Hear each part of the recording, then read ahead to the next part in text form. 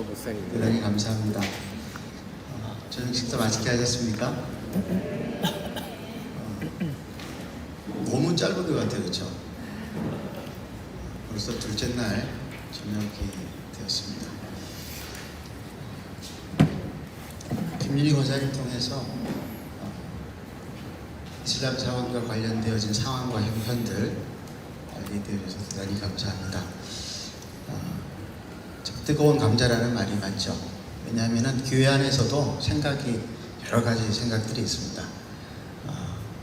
어떻게 해야 되는가, 당황스럽다라고 하는 말이 맞을 겁니다. 근데 제가 권사님 이렇게 3년간 계속 살펴보면서 이분이 참 하나님 앞에서 간절히 기도하고 있구나, 그 생각 한 가지 했습니다.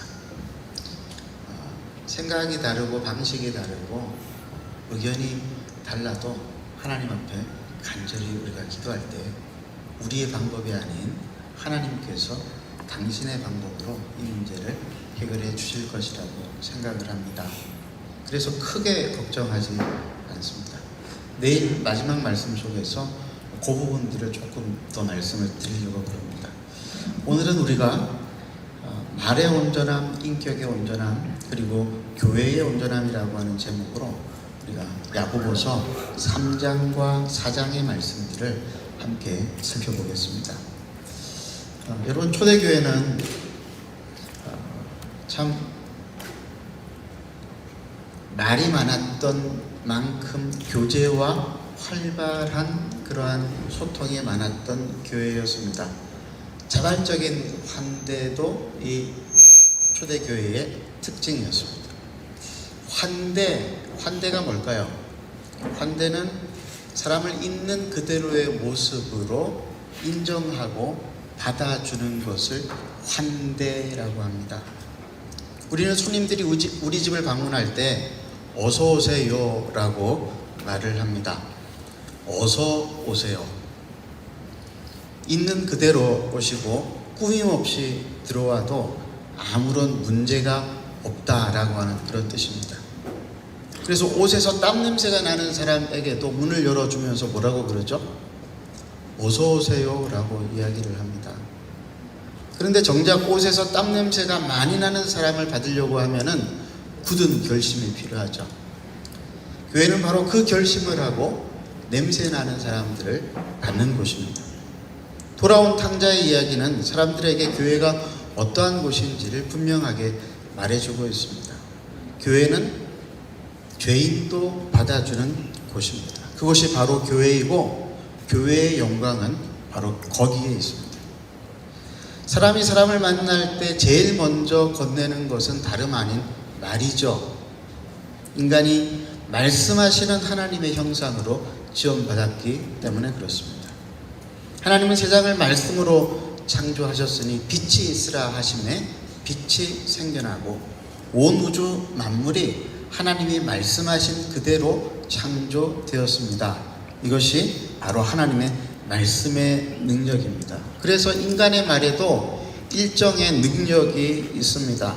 말로 천냥빛을 갚는다라고 하는 말이 대표적인 말이죠.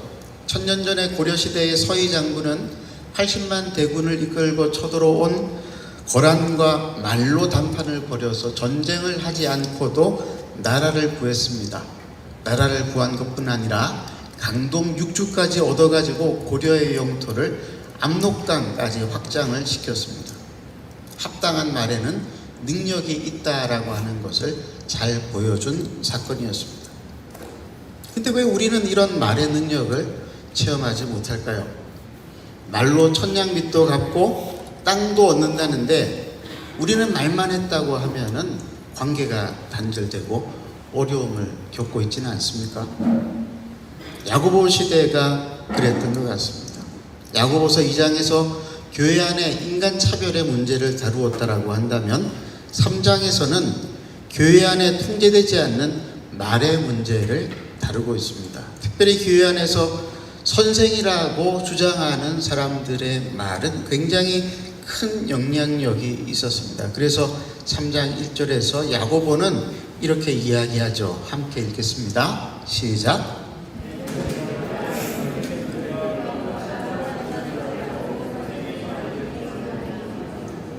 여러분, 선생은 가르치는 사람이기 때문에 말을 해야 합니다. 그런데 만약 가르치는 선생의 말에 온전한 인격성이 갖추어지지 않으면 어떤 일이 일어날까요? 야고보서는 지금 그것을 우리에게 보여주고 있습니다. 12절까지 말과 혀로 망가진 교회의 부정적인 모습을 말하고 있습니다. 제어되지 않는 말과 혀 때문에 개인의 삶은 물론이고 교회가 망가지고 심지어는 오고 가는 모든 세대까지 망쳐버릴 수 있다라고 하는 위기감 때문이었습니다. 6절 말씀을 우리가 함께 읽어보겠습니다. 시작.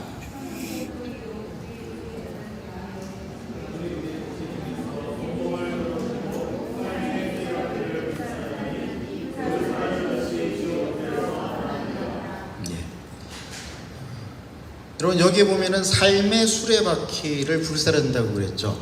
삶의 수레바퀴가 뭘까요? 삶이라고 하는 이 말에 사용되어진 헬라어는 게네시스예요. 게네시스는 여러분들이 아마 길거리 보면은 많이 보시는 차 종류이기도 합니다. 게네시스예요. 창세기라고 하는 말이기도 하죠. 근데 원래 게네시스라고 하는 말은 무슨 말이냐면은 나타라고 하는 말에서 나온 것으로 족보라고 하는 뜻이 있습니다. 그래서 세계, 세대, 족보 혹은 제너레이션에서 한 세대를 일컫기도 합니다. 세대라고 하는 뜻을 살피면은 삶의 수레바퀴라고 하는 말은 무슨 말이냐면은 이 인류 가운데 계속 오고 가는 세대를 말하고 있는 것입니다. 전 인류 세대, 이 수레바퀴가, 삶의 수레바퀴가 어떻게 되었다고요? 불타고 있답니다. 그 불이 지옥불에서 나왔다고 합니다. 무슨 말일까요? 말 한마디에 인류 전체가 지옥불에 떨어졌다라고 하는 창세기 3장의 말씀을 염두에 두고 한 말이죠. 말 한마디에 전 우주가 망해버린 창세기 3장에 있었던 타락의 사건을 우리는 잘 압니다만은 다시 한번 우리가 한번 살펴보겠습니다. 창세기 3장 1절에서 7절까지 말씀. 제가 한 절 읽고 여러분들이 한 절씩 읽겠습니다. 그런데 뱀은 여호와 하나님이 지으신 들짐승 중에 가장 간교하니라. 뱀이 여자에게 물어 이르되 하나님이 참으로 너희에게 동산 모든 나무의 열매를 먹지 말라 하시더냐?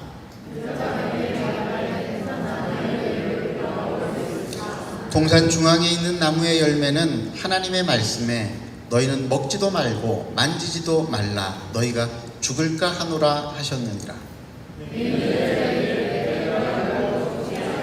너희가 그것을 먹는 날에는 너의 눈이 밝아져 하나님과 같이 되어 선악을 알 줄 하나님이 아심이니라.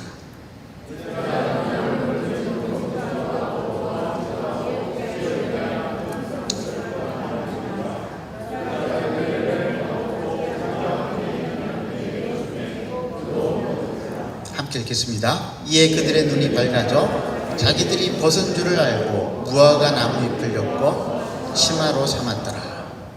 뱀과 하와 사이에서 주고받았던 말은 딱 세 문장이었어요. 뭐였죠? 하나님이 참으로 너희에게 동산 모든 나무의 열매를 먹지 말라 하시더냐. 누구 말이었습니까? 뱀의 말이었어요. 하와가 뭐라고 대답하죠? 동산 나무의 열매를 우리가 먹을 수 있으나 동산 중앙에 있는 나무의 열매는 하나님의 말씀에 너희는 먹지도 말고 만지지도 말라 너희가 죽을까 하노라. 조금 덧붙였어요.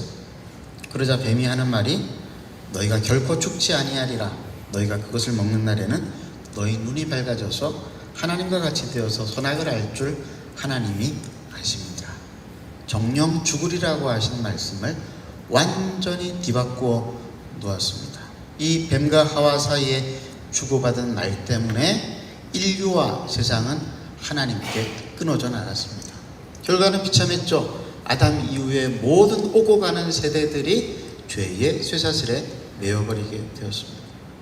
하나님이 만드시고 보시기에 심히 좋았던 세상은 파괴되기 시작했고 악과 고통과 질병과 죽음이 우리가 사는 세상 속에 들어왔습니다. 이게 바로 말의 부정적인 위력이었습니다. 그래서 야고보가 이 이야기를 지금 하고 있는 겁니다. 말이 얼마나 위력적이냐. 우리 조상 하와가 말을 잘못해가지고 그 말에 속아 넘어가서 하나님께서 우리에게 맡기신 이 세상을 나락으로 떨어뜨렸던 일을 너희는 잊지 못하고 있느냐? 기억하지 못하고 있느냐? 이 말씀을 지금 하고 있는 것이죠. 그래서 이 3장 전체에서 말을 잘 분별해야 한다. 분별해서 말을 해야 되고 분별해서 말을 알아들어야 된다. 이렇게 이야기를 하고 있는 겁니다. 어떤 기준을 가지고 우리는 말을 분별할 수 있을까요? 야고보는 3가지를 이야기하는데요. 첫 번째는 지혜에서 나오는 온유함의 행동이 있는가 없는가로 분별할 수 있답니다. 13절을 우리가 함께 읽겠습니다. 시작. 너희 중에 지혜와 총명이 있는 자가 누구냐? 그는 선행으로 말미암아 지혜의 온유함으로 그 행함을 보일지니라. 지혜의 온유함으로, 이 무슨 말일까요? 온유에 대해서 우리가 한번 살펴본 일이 있죠. 야고보 1장 21절에 마음에 심어진 말씀을 온유함으로 받으라 라고 했을 때 그 온유함은 무슨 뜻이라고 했죠? 겸손함이다 라고 이야기를 했습니다. 말은 잘하는데 겸손한 태도가 보이지 않는다. 그러면은 그 말은 의심해 보아야 합니다.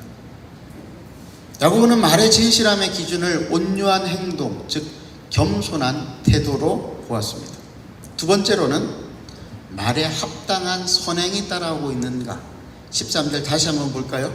너희 중에 지혜와 총명이 있는 자가 누구냐? 그는 선행으로 말미암아 지혜의 온유함으로 그 행함을 보일지니라.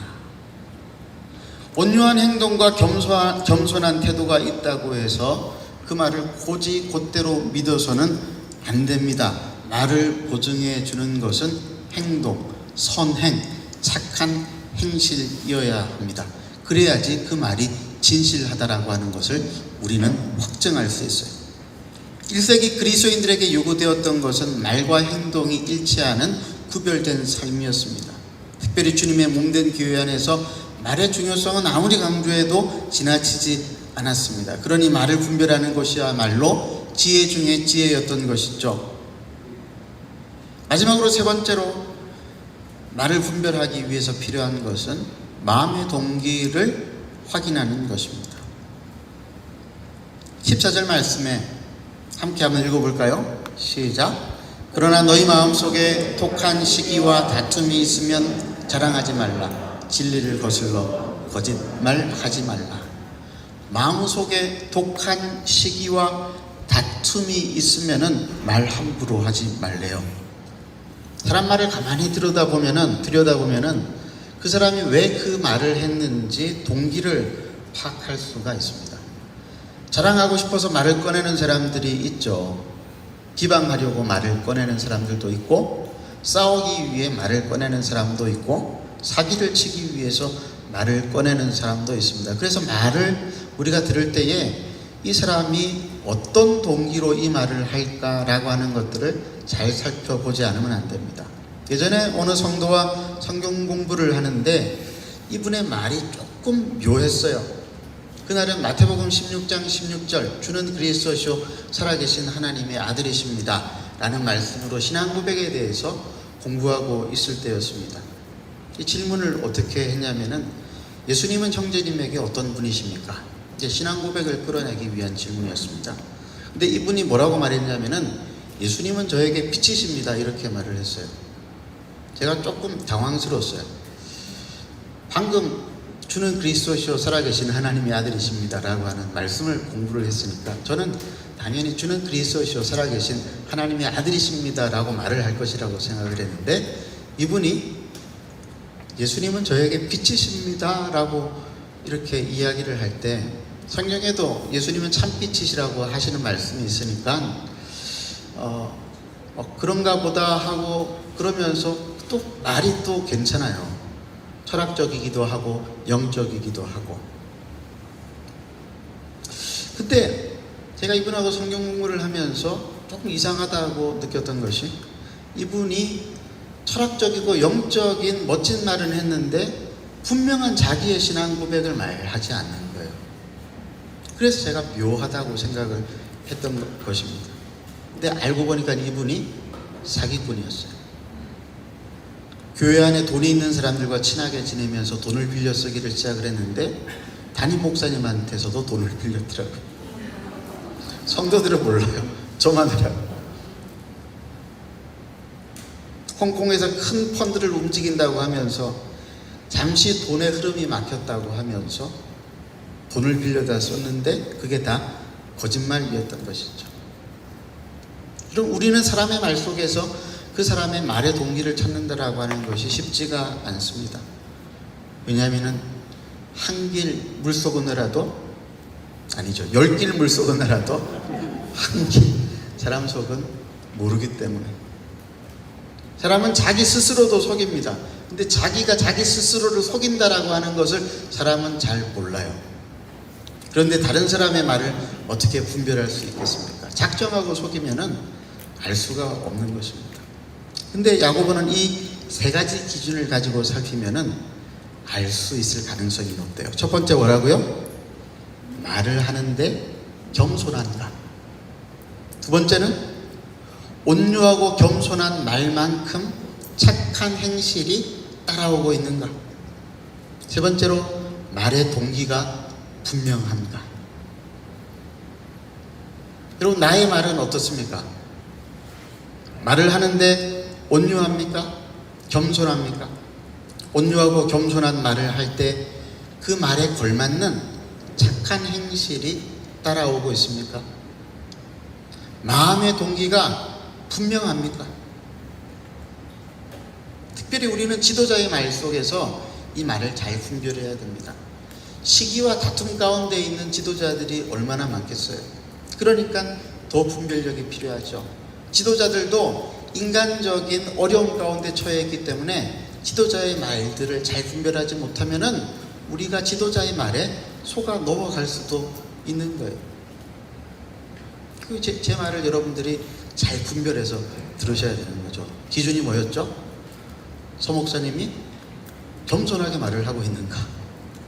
두 번째, 말씀하신 것만큼 실제적인 실천이 따라오고 있는가? 세 번째 뭐라고요? 목사님의 마음의 동기가 분명한가? 그렇지 않으면은 여러분은 저를 의심하셔야 돼요. 여러분, 서로를 그렇게 바라보시는 것이 필요합니다. 말의 성찰이 이루어지지 않는 사람은 공동체를 혼란에 빠뜨립니다. 그 말은 다음 세대까지도 영향을 미치고 공동체를 망하게 합니다. 그래서 저는 가능한 말을 적게 하고 신중하게 행동하려고 합니다만은 참 쉽지가 않습니다. 이게 선생된 자의 어려움입니다. 15절 말씀을 보면은 말을 하는데 말의 지혜를 가지고 하는 사람들이 있대요.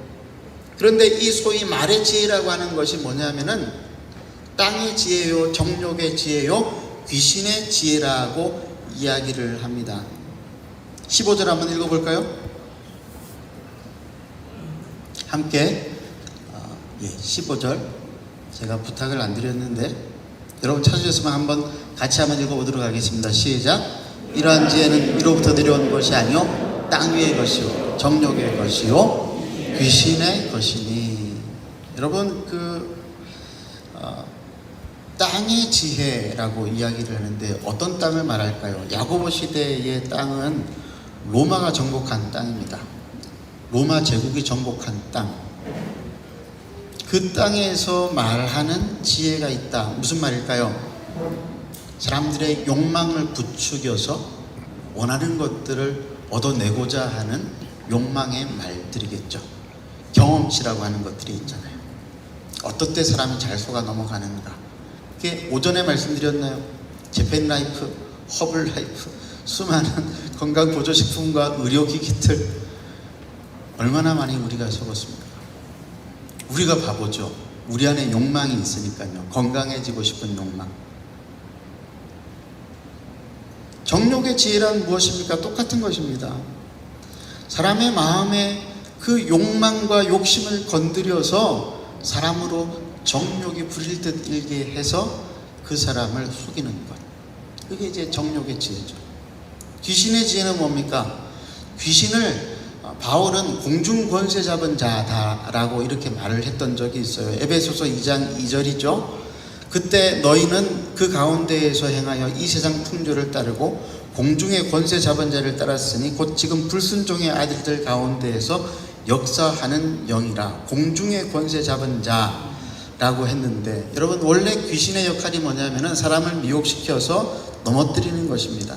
근데 어떤 방식으로 넘어뜨리느냐 하면은, 여러분 세상의 풍조를 따르게 해서 하나님의 불순종하게 하여서 대적하게 만드는 것입니다. 그러니까 이 귀신의 지혜는 뭐하고 관련이 있느냐 하면은 세상의 풍조와 밀접하게 관련이 있어요. 근데 세상의 풍조의 특징이 뭐죠? 항상 변해요. 항상 변해요. 패션이 항상 변하는 것처럼, 그렇죠? 가변적입니다. 그래서 세상 풍조를 대표하는 두 가지 구호가 있는데 여러분 이미 다 아시는 걸 거예요. 첫 번째는 뭐냐? 그때는 틀렸고 지금은 맞다. 이게 무슨 말이죠? 나는 맞고 너는 틀렸더라고 하는 말이에요. 그때는 틀렸고 지금은 맞다. 나는 맞고 너는 틀렸다, 이 말이에요. 두 번째 구호가 뭐냐면은 세상에 절대는 없다라고 하는 것입니다. 그래서 귀신은 어떻게 해서든지 절대자인 하나님을 부인하게 만듭니다.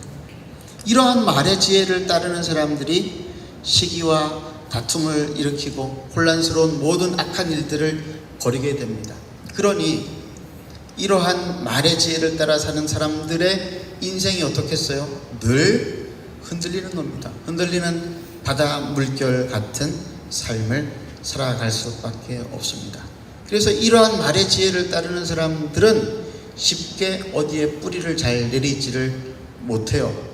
사람들을 만나도 사랑의 인격적인 관계를 잘 맺지 못합니다. 대신에 영원하고 불변하신 하나님의 말씀의 뿌리가 깊이 박힌 사람은 사람의 말에 휘둘리지 않죠. 말의 지혜에 휘둘리지 않습니다. 늘 자기의 말에 소금을 치고 성찰을 하기 때문에 하늘의 지혜를 가지고 살아가기 때문에 그렇습니다. 어제 우리가 살펴본 것처럼 야고보는 하늘의 지혜를 성령의 열매처럼 소개를 하고 있습니다. 우리 다시 한번 17절 18절 말씀 읽어보겠습니다. 시작. 오직 위로부터 난 지혜는 첫째 성결하고 다음에 화평하고 관용하고 양순하며 긍휼과 선한 열매가 가득하고 편견과 거짓이 없나니 화평하게 하는 자들은 화평으로 심어 의의 열매를 거두느니라. 여러분 이 말씀은 갈라디아 5장의 성령의 열매뿐만이 아니라 예수님의 산상수훈의 말씀과도 굉장히 닮아 있어요. 한번 볼까요? 마태복음 5장 1절에서 10절까지 말씀 한 절씩 교독하겠습니다.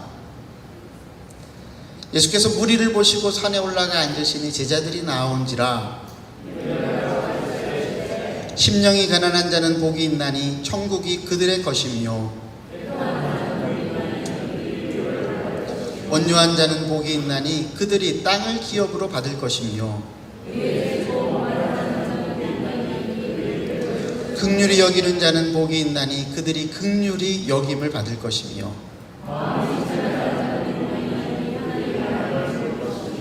화평하게 하는 자는 복이 있나니 그들이 하나님의 아들이라 일컬음을 받을 것이며 의를 위하여 박해를 받는 자는 복이 있나니 천국이 그들의 것입니다.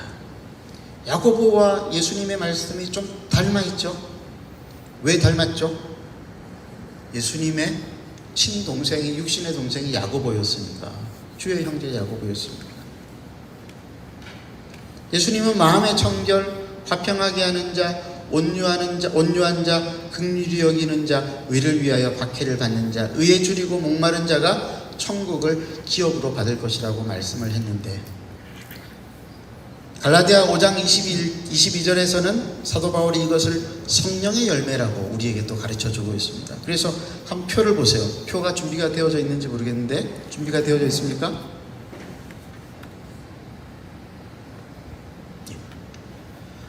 야고보와 예수님과 바울이 한 말들을 보세요. 성결, 화평, 관용, 양순, 긍휼, 선한 열매, 편견과 거짓 없음, 의.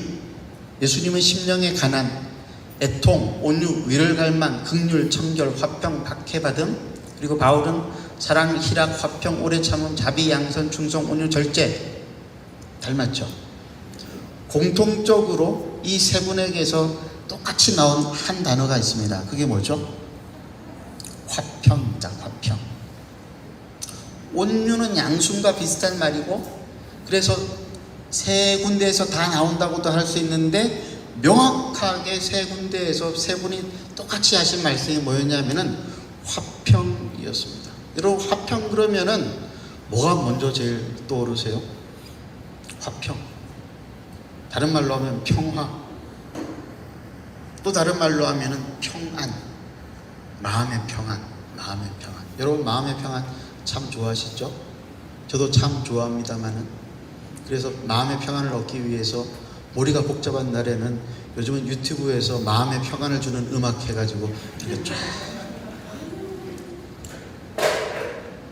말씀을 들으면 잠이 빨리 와요. 근데 음악을 들어도 마음이 좀 평안을 해집니다. 근데 여러분, 이 평안이라고 하는, 화평이라고 하는 말의 원래적인 의미는 뭐냐면은 우리 마음의 평안을 이야기하는 게 아니라 하나님과의 관계에서의 바른 관계를 화평이라고 이야기를 해요. 하나님과의 관계에서 화평한가, 이게 굉장히 중요한 성경의 주제입니다. 화평이, 하나님과의 관계에서 화평이 깨어지면 모든 것이 다 깨어집니다. 그러나 하나님과의 관계가 화평하면 우리는 모든 것들을 얻을 수 있어요. 그러면 한번 생각해 볼까요? 하나님과 화평한 사람은 제일 먼저 자기 속사람과도 화평합니다. 속 시끄러운 사람의 특징, 제가 아는 대구 표현 중에 속 시끄러운 사람, 저는 처음 들었어요. 속 시끄럽다는 말을 대구 와서 처음 들었어요. 속 시끄러운 사람의 특징은 어떤 특징이 있느냐? 하나님이 자기를 사랑하지 않으신다라고 하는 그런 생각을 가지고 있어요. 왜 그런 생각을 할까요? 죄 때문이죠. 하나님 나 싫어하실 거야. 나 죄가 많은 사람인데. 하나님 나 싫어하실 거야. 내 마음에 이렇게 욕망이 많은데. 이런 사람이 하나님과 화평하려면 어떻게 해야 되죠? 하나님의 사랑을 받아들이면 됩니다. 하나님이 나를 사랑하시기 위해서 십자가에서 당신의 아들을 죽이셨어. 그래서 하나님은 나를 용서하셨고 나는 하나님의 사랑받는 자녀야. 이런 생각이 들면은 마음에 평안이 찾아옵니다. 유튜브에서 음악 찾아 들을 필요 없어요. 둘째로, 하나님과 화평한 사람은 다른 사람과도 화평합니다. 하나님이 자신을 사랑하셔서 자기 죄를 용서하시고 자기를 있는 그대로 받아들이신 것처럼 다른 사람도 그대로 받아들입니다. 하나님께서 자신을 기다려주시고 믿어주신 것처럼 다른 사람도 기다려주고 믿어줍니다. 제가 참 좋아하는 찬양이 하나 있는데, 있는 모습 그대로라고 하는 찬양이 있어요. 여러분 아세요? 있는 모습 그대로, 있는 모습 그대로, 있는 모습 그대로 오시오. 하나님은 당신이 있는 모습 그대로, 있는 모습 그대로 오시길 원하십니다. 한 번 더 불러볼까요? 있는 모습 그대로, 있는 모습 그대로, 있는 모습 그대로 오시오.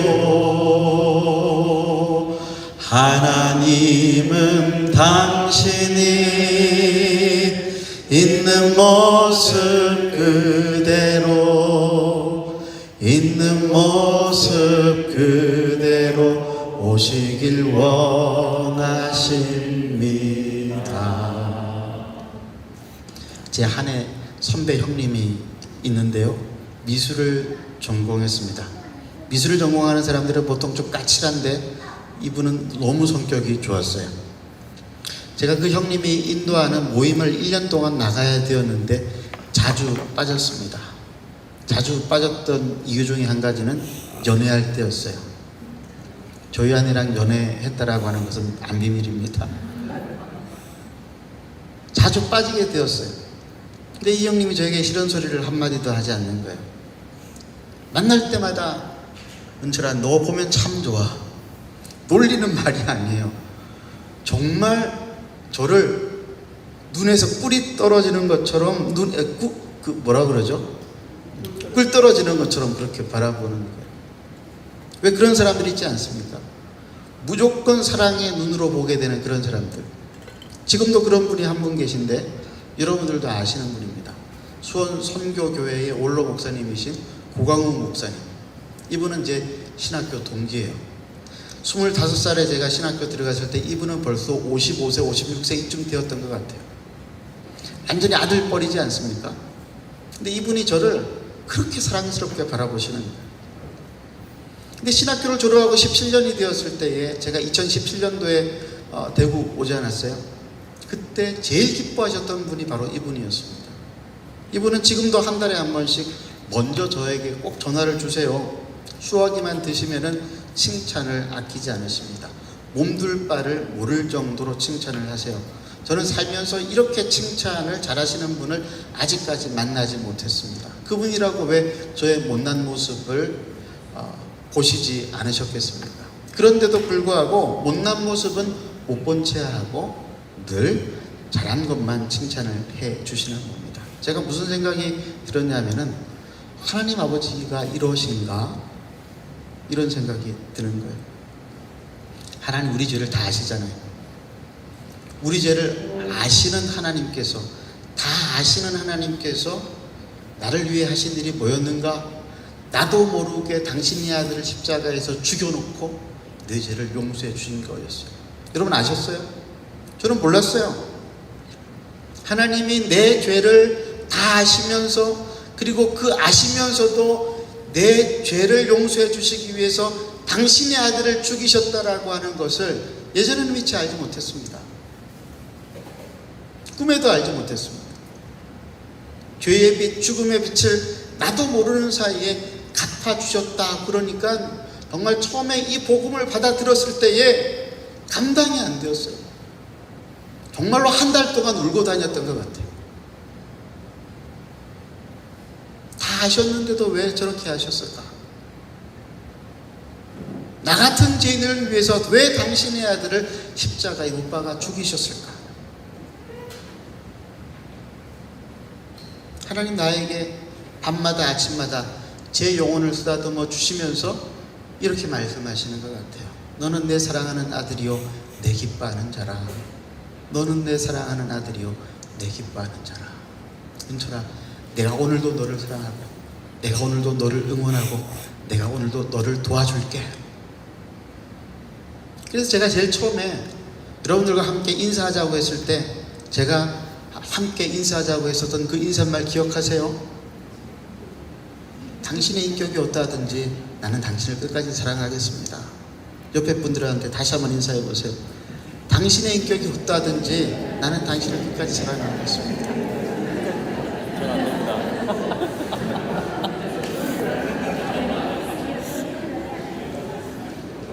하나님이 내가 얼마나 추악한 죄인인지를 다 아시는데, 은밀한 죄악이 무엇인지도 다 아시는데, 그럼에도 불구하고, 은철아, 그럼에도 불구하고 내가 너를 사랑해.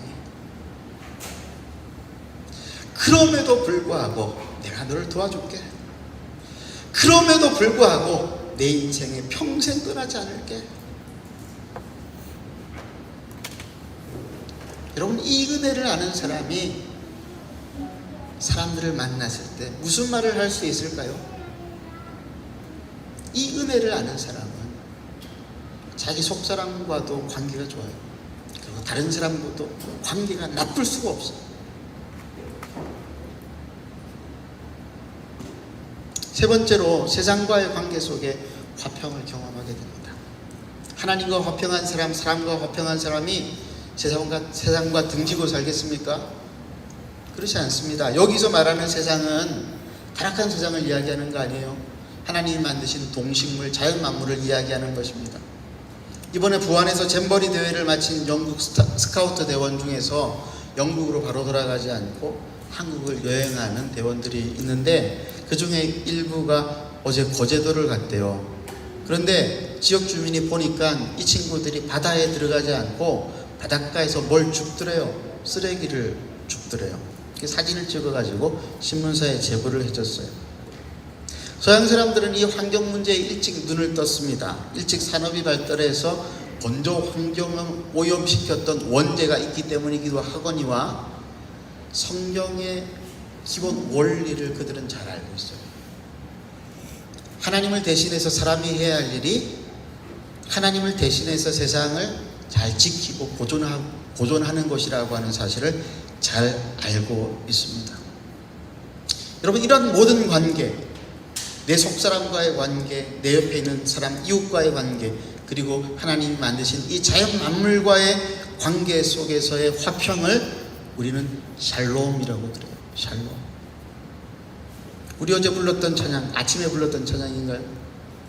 샬롬, 샬롬, 샬롬, 샬롬, 샬롬, 샬롬.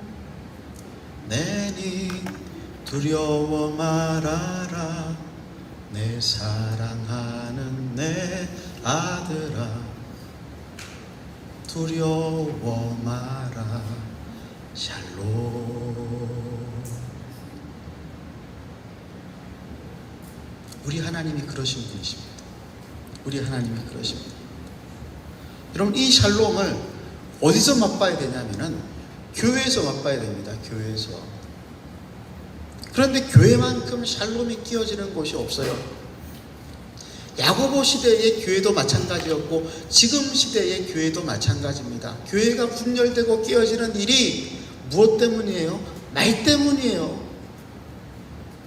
우리의 욕망이 꺾이지 않아서 나오는, 정제되지 않고 성찰되지 않은 말 때문에 얼마나 많은 교회들이 끼어지고 분열하고 있는지를 모릅니다.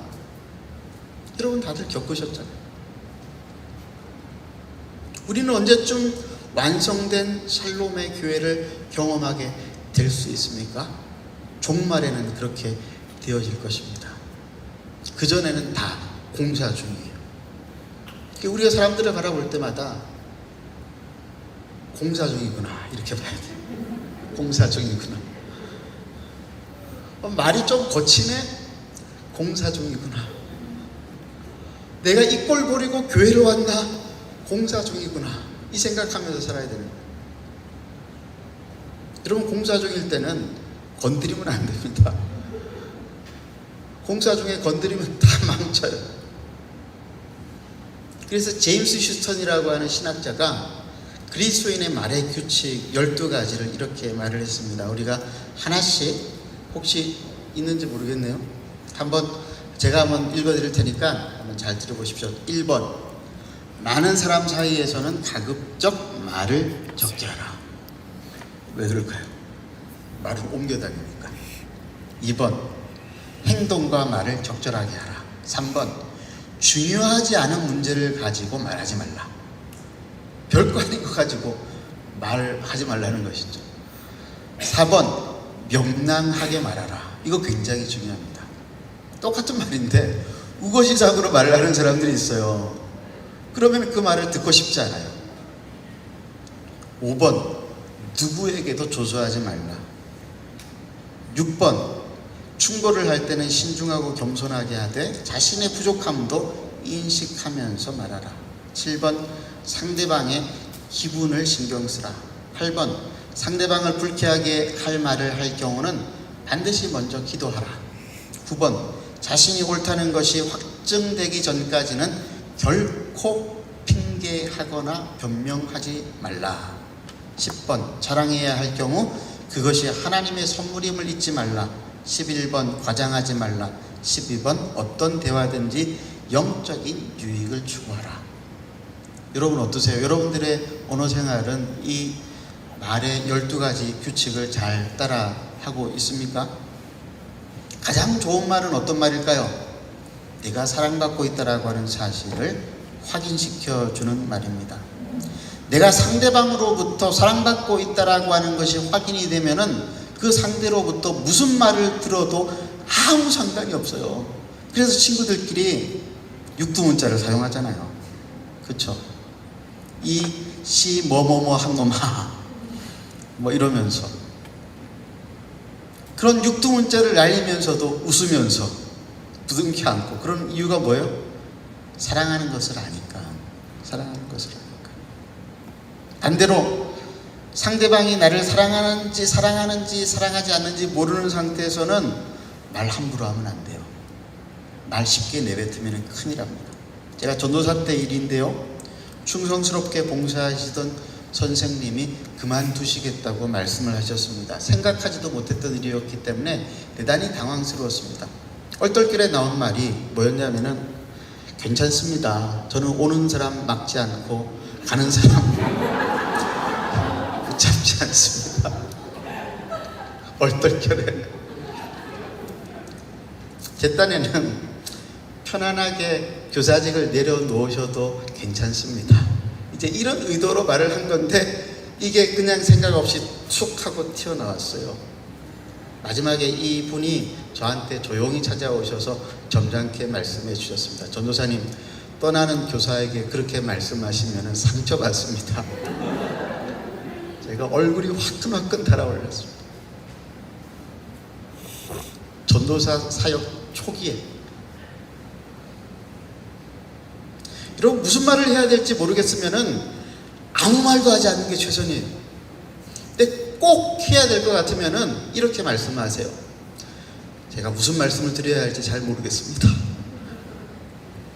솔직한 심정이잖아요. 무슨 말을 해야 될지 모르는. 장례식에서 무슨 말을 해야 될지 모르잖아요. 근데 거기다 대고 주절주절 말하는 거 별로 좋지 않습니다. 그럴 때는 그냥 손 붙잡고 무슨 말을 해야 될지 모르겠습니다. 그럼 끝이에요. 야고보는 화평다함으로 긍휼을 강조했는데요, 하나님이 자비와 긍휼이 많으신 하나님이라고 소개하면서 이렇게 말합니다. 11절 말씀, 5장 11절 말씀을 우리가 다시 한번 읽어보겠습니다. 시작. 보라, 인내하는 자를 우리가 복되다 하나니 너희가 욥의 인내를 들었고 주께서 주신 결말을 보았거니와 주는 가장 자비하시고 긍휼히 여기시는 이시니라. 여러분, 왜 하나님께서 욥을 불쌍히 여기셨죠? 욥이 스스로 자기 질문에 갇혀가지고 꼼짝달싹을 하지 못하니까 하나님이 직접 나타나셨습니다. 왜 나타나셨죠? 답답해서 나타나신 게 아니에요. 불쌍해서 나타나셨어요. 자기 질문에 답을 찾을 수 없는 욥을 불쌍히 여기시고 하나님께서 직접 등판하셔서 말씀을 해주셨습니다. 이게 하나님의 마음입니다. 인간을 향한 하나님의 기본 자세가 긍휼이에요. 그래서 우리는 사람을 불쌍히 여기는 이 긍휼의 마음을 가지고 말을 해야 됩니다. 야고보서 2장에서는 그래서 사회적인 약자에게 긍휼을 베풀어야 한다라고 말을 했고, 그리고 오늘 이 3장 말씀에서는 우리에게 긍휼의 말을 하라고 주문하고 있습니다. 여러분, 사람이 불쌍하게 느껴지면은 기본적으로 착한 일을 하고 싶은 마음이 듭니다. 여러분, 그래서 여러분 남편들하고 결혼하셨잖아요.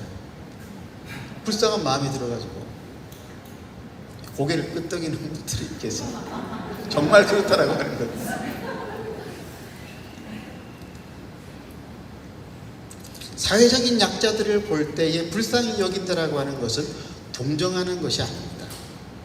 긍휼의 말과 마음은 사회적 약자들이 인간으로서의 존엄성, 즉 하나님의 형상으로서의 품위를 지키고 가지고 살 수 있도록 구체적인 실천을 이끌어내는 것입니다. 집에 가서 덥게 해라, 배부르게 해라, 이렇게 말만 하는 위선을 피할 수 있다라고 하는 것이죠. 요즘으로 하면은 이 폭염에 에어컨 좀 빵빵하게 좀 틀고 자세요. 부모님, 어머님 뭐 이렇게 자녀들이 말을 한다면서요. 전기세나 조금 지원해주고 그런 말을 해야죠. 에어컨 빵빵하게 트세요. 그 말은 그런 말을 하려면은 전기세를 조금 이렇게 10만 원, 20만 원이라도 지원하면서. 여러분 18절은요 평화를 만드는 사람들에 대한 이야기입니다. 평화를 만드는 사람, 피스메이커라고 부르죠. 평화를 이루는 사람들은 이미 평화 속에 들어와 있는 사람들입니다. 하나님의 평화를 조금이라도 맛본 사람들은 평화를 이루기 위해서 자신의 삶을 헌신합니다. 하나님께서 예수님을 통해서 우리가 사는 이 피조세계에 평화를 가져오셨습니다. 그 평화를 제일 먼저 맛보아 알아야 하는 곳이 어디라고요? 교회예요. 야고보의 비전은 그 평화를 이루어내어야 할 교회 공동체가 말에 있어서 온전하고 성숙해야 된다라고 말씀을 했습니다. 그렇다라고 한다면 이 평화의 공동체를 세우기 위해 가지고 있었던 야고보의 직접적인 고민이 뭐였을까요? 그게 4장에 나와요. 4장 1절에서 4절까지 말씀. 우리가 한 목소리로 같이 읽겠습니다. 시작.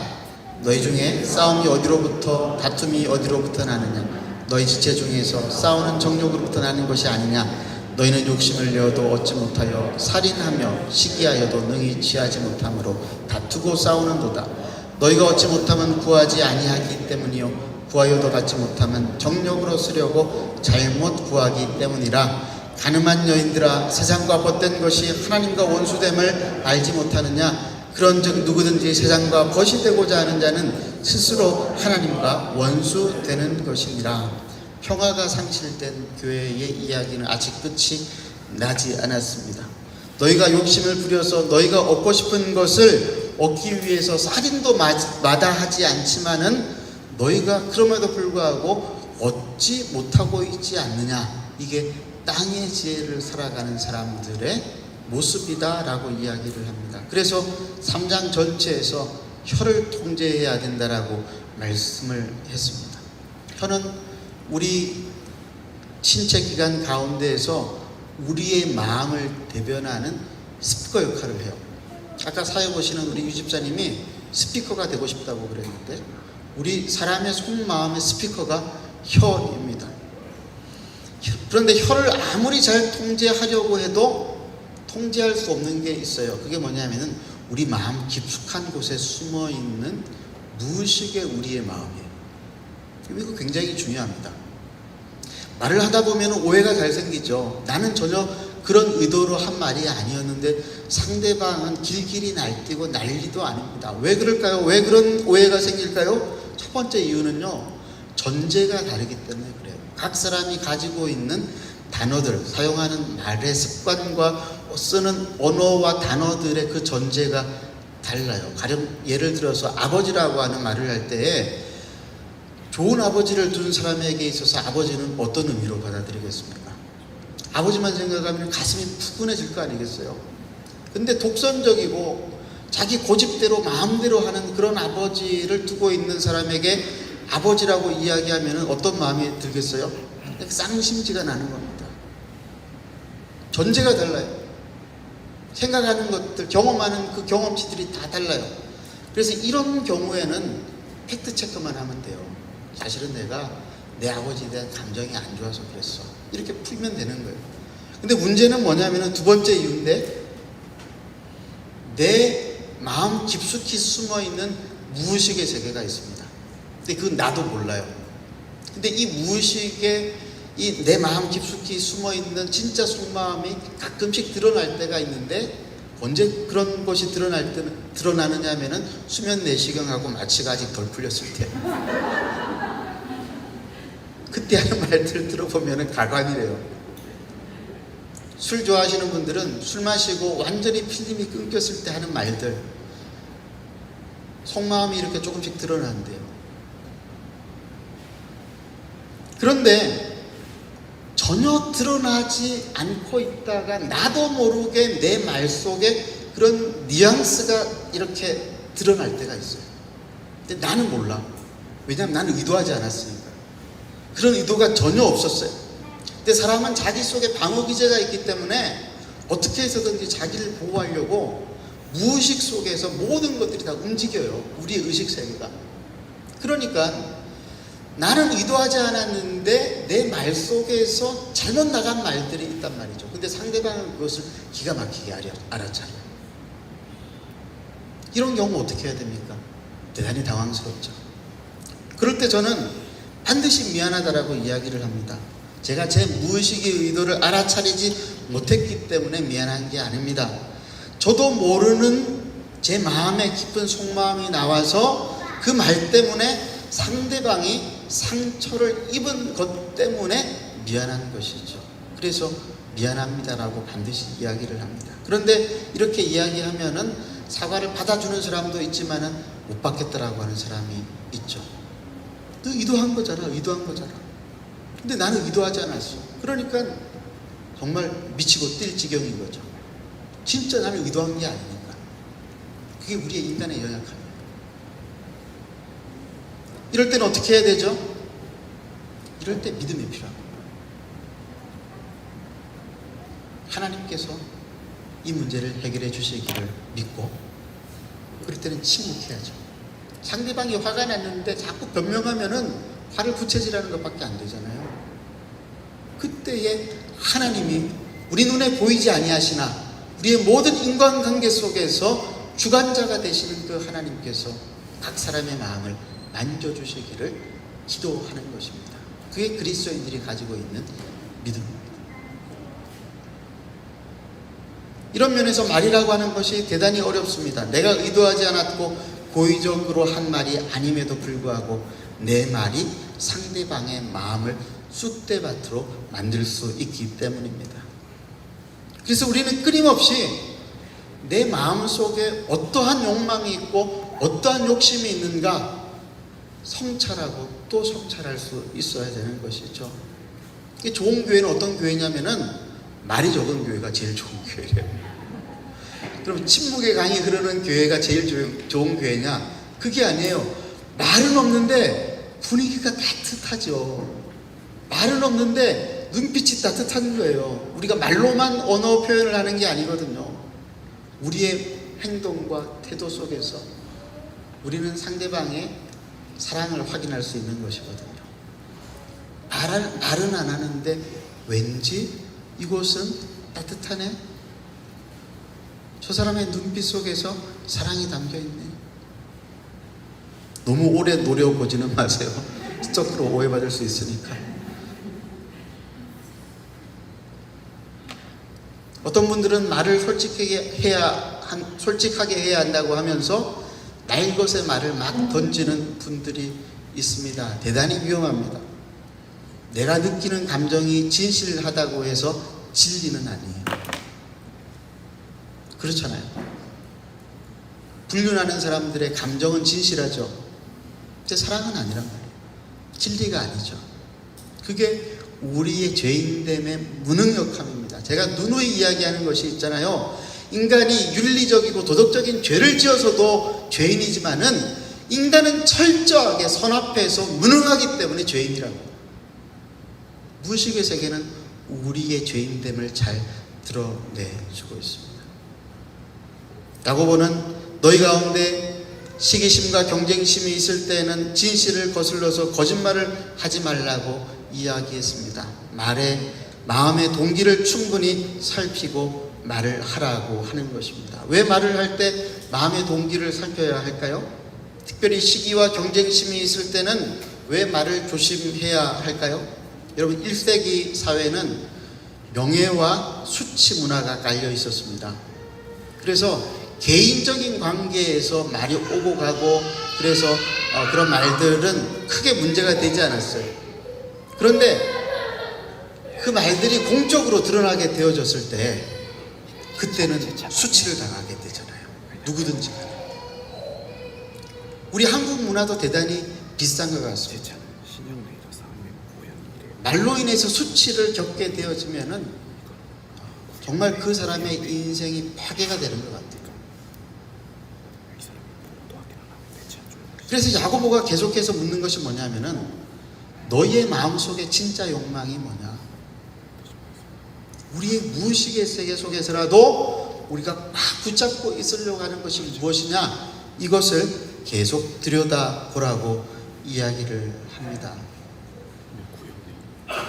대부분의 경우 말에 실수가 있는 것은 우리의 마음이 나뉘어져 있기 때문에 그렇습니다. 마음이 나뉘어져 있다라고 하는 것은 여전히 우리의 욕망이 살아있기 때문이라고 말씀을 드렸습니다. 그래서 4장 4절에서는 가늠하는 여인들의 이야기가 나와요. 가늠하는 여인, 그렇죠? 가늠하는 여인들아, 구약의 한 사람을 떠올려 보세요. 누가 가늠한 여인이었어요? 호세아의 아내. 호세아의 아내. 여러분, 이 가늠한 여인은 호세아서에 나오는 여인입니다. 두 마음을 가지고 살아가는 대표적인 사람이었죠. 남편 호세아를 놓아두고 남자들과 연락하기 위해서 불나방처럼 돌아다녔던 여인이었습니다. 그래서 이 가늠하는 여인은 두 마음을 가지고 살아가는 사람의 대표 명사로 사용이 되어지고 있습니다. 마음이 나뉘어져 있는 것에서 말의 문제가 나온다고 했습니다. 그래서 야고보는 말의 문제를 마음의 문제로 끌고 갑니다. 말 때문에 관계가 파괴되는 것은 마음의 동기가 불순하기 때문이라고 이야기합니다. 결국 야고보는 모든 관계의 문제는 하나님과의 관계에서 시작된다라고 하는 것을 이야기하고 있습니다. 이제 한 장 남았어요. 거의 다 끝이 나고 있어요. 4장 5절에서 굉장히 큰 반전이 나오는데 5절과 6절을 한번 읽어볼까요? 함께 읽겠습니다. 시작. 너희는 하나님이 우리 속에 거하게 하신 성령이 시기하기까지 사모하신다 하신 말씀을 헛된 줄로 생각하느냐? 그러나 더욱 큰 은혜를 주시나니 그러므로 일렀을 때 하나님이 교만한 자를 물리치시고 겸손한 자에게 은혜를 주신다 하였느니라. 여러분, 여기 보면은 하나님께서 성령이 시기하기까지 우리를 사모한다, 이런 말씀이 나와요. 이게 무슨 말이냐? 이게 굉장히 어려운 말씀입니다. 야고보서 전체를 통틀어서 가장 어려운 말씀이라고 할 수 있습니다. 하나님이 누구를 사모한다고요? 우리를 사모한대요. 어느 정도로 우리를 사모하느냐? 우리 속에 계시는 성령이 시기하시기까지 우리를 사모하신대요. 이게 무슨 말일까요? 가늠한 여인 호세아의 아내처럼 우리는 끊임없이 세상을 욕망하고 세상을 사랑을 하고 있어요. 그런데 그런 우리를 하나님은 끊임없이 사랑하신대요. 어느 정도로 사랑하시느냐? 우리 속에 들어와 계시는 성령님이 시기하기까지 사랑하신대요.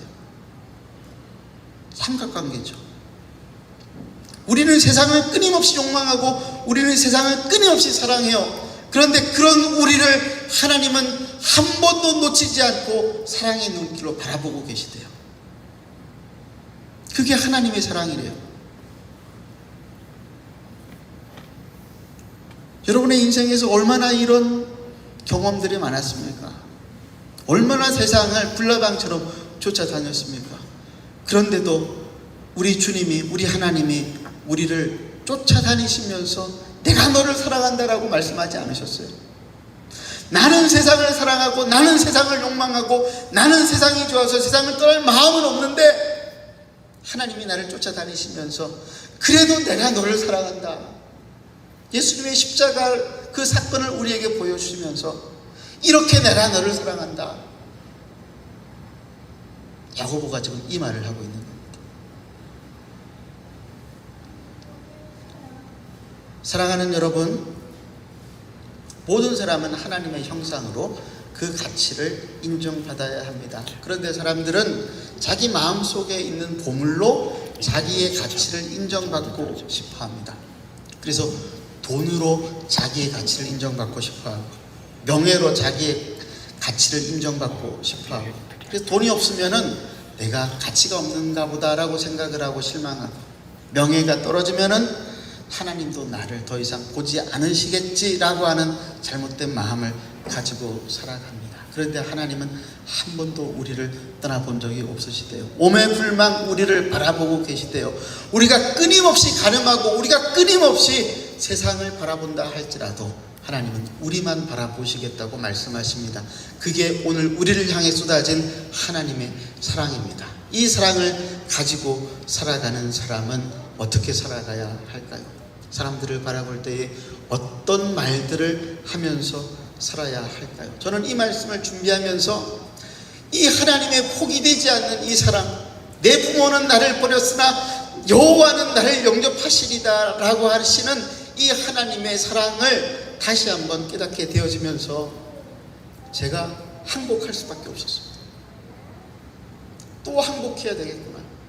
여러분 인생에 항복 많이 하셨죠? 하나님 항복합니다. 두 손 들고 이제 하나님께 나아가겠습니다. 그러다가 또 세상으로 도망을 가고 또 항복하고 탕자처럼 나와가지고 하나님 제가 또 항복합니다. 그런데 또 세상으로 도망을 가고 욕망 속에 빠져들면서 하나님의 마음을 아프게 했었던 여러분들의 과거가 있지 않습니까? 그럼에도 불구하고 우리가 담대히 하나님 앞에 나아갈 수 있는 이유가 무엇입니까? 성령이 시기하기까지 우리를 사랑하시는 이 하나님의 사랑 때문 아닙니까? 그러면은 이 사랑으로 우리는 어떤 말들을 하면서 살아야 합니까?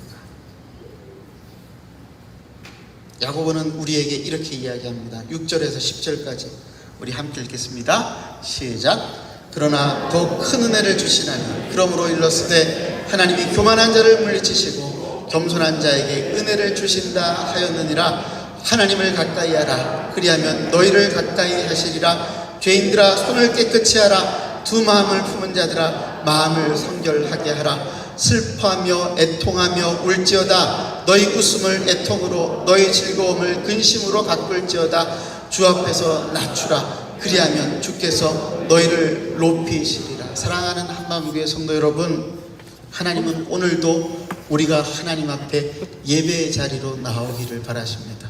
예배의 자리는 우리가 보물로 여기는 그것들을, 그 우상들을 다 내어버리고 하나님을 나의 인생의 최우선으로 모시고 살아가겠다라고 하는 고백의 자리입니다. 말로 시작하여서 우리를 예배로 이끌고 있는 이 야고보가 하시는 말씀을 여러분 잘 귀 기울여 들으십시오. 예배 가운데 어떠한 마음으로 나가야 한다고요? 겸손한 마음으로 울며 애통하며 하나님, 나는 하나님이 아니면은 인생을 살아갈 수 없는 죄인입니다. 하나님, 내 인생을 붙잡아 주십시오. 주님여 이 손을 꼭 잡고 가시옵소서. 이것이 예배잖아요. 여러분은 예배에 성공하고 계십니까? 어쩌면 우리가 오늘 이 저녁에 하는 집회도 예배예요. 어떤 마음으로 나오셨어요? 하나님을 만나고자 하는 마음이 있습니까?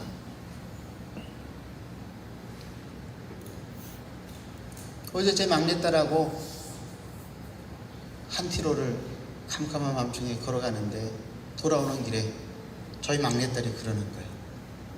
아빠, 나 소원이 있어. 무슨 소원이야? 저는 또 장난감 이야기하고 놀이동산 이야기하고 그럴 줄 알아요. 아빠, 나 하나님 만나고 싶어. 아빠, 나 하나님 만나고 싶어.